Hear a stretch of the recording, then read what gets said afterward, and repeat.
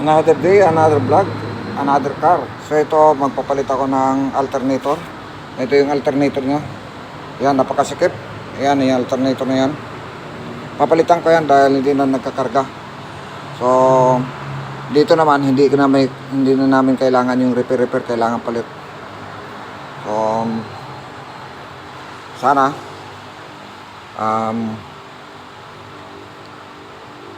dandahanin ko na lang pagtanggal to. At sana maayos din ang pagkatanggal.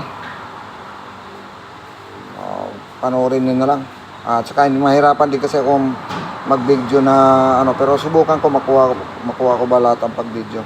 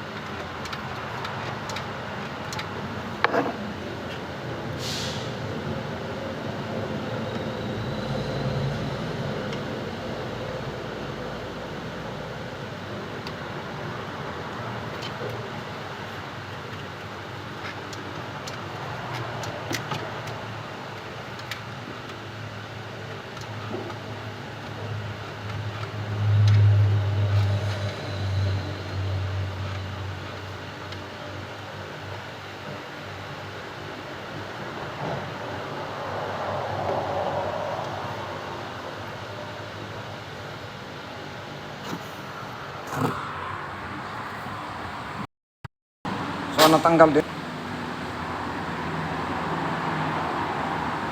So natanggal na rin yung alternator. Mahirap na lang talaga tanggalin. Mabuti na lang tinulungan din ako ng kasamahan ko. Yan. Kaya sa ilalim kasi. Kaya pati yung niya, yung ang tawag nito, yung throttle body, tinanggal ko na rin. Mamaya dahan-dahan naman pagsalpak. Talagang ganun talaga ang buhay ng mekaniko. Oh, dynamo. So yan, pati power steering. Ano na rin.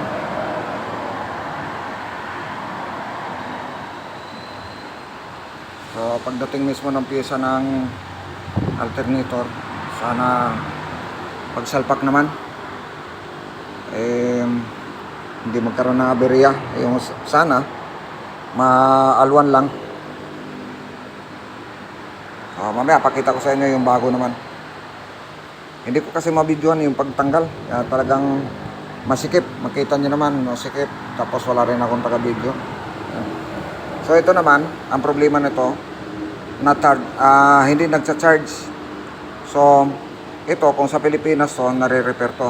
Dito kasi sa abroad, wala. Hindi na kami nagre-repair. Lalo na pag sa company kasi hindi kailangan kasi pang matagalan.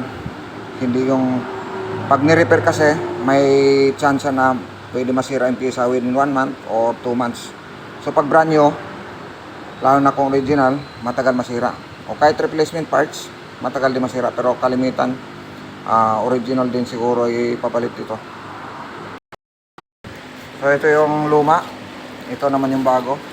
Pero yung bago niya, replacement parts lang. Sana walang problema.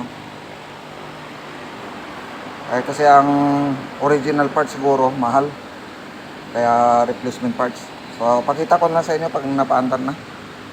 Mahirap kasi mag-video dahil masikip.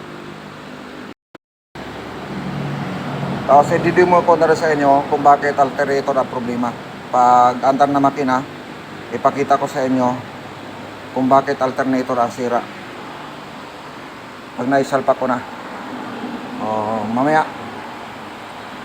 pagsalpak, medyo paiyakan na naman to pagsalpak.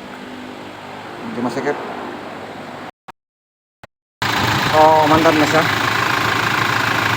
Hindi ko lang nakuna ng video pag yung pagsalpak. Kita nyo naman, wala, masikip.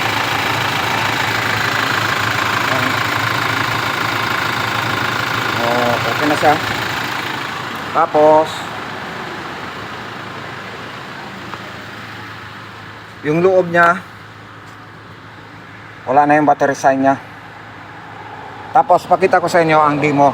Pag halimbawa may problema ang alternator, tanggalin mo lang yung plug ng baterya. Ito, negative, laging sa negative kaya magtanggal yan. Pag tinanggal mo, yan, katulad yan, na-disconnect ko. Hindi namatay ang makina, ibig sabihin, nagkakarga yung alternator. Pag namatay yung makina, katulad yan, tanggalin ko yan ha, tingnan nyo yung makina.